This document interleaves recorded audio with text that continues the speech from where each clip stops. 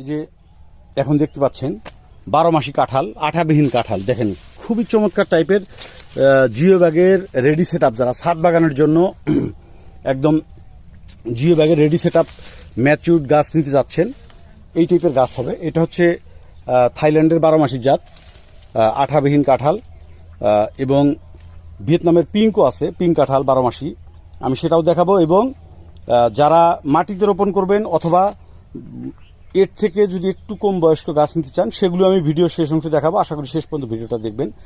এবং আমি আরও একটা কথা সর্বপ্রথমে বলে নেই, কারণ আপনারা সব থেকে বেশি যে প্রশ্নটা করেন যে ভাই ভিডিওতে যে ধরনের গাছ দেখাচ্ছেন সে ধরনের গাছ ডেলিভারি করবেন কিনা, একদম শতভাগ নিশ্চিত থাকেন ভিডিওতে আমি যে ধরনের গাছগুলি দেখাচ্ছি সেম গাছগুলি ডেলিভারি করা হবে। এগুলি যে দেখেন, এটি হচ্ছে থাইল্যান্ডের 12 মাসি কাঁঠাল আঠাবিহীন। প্রত্যেকটা গাছের দেখেন গোড়া কি পরিমাণ মোটা, গাছ 4.5 ফুট সাইজের। এগুলিতে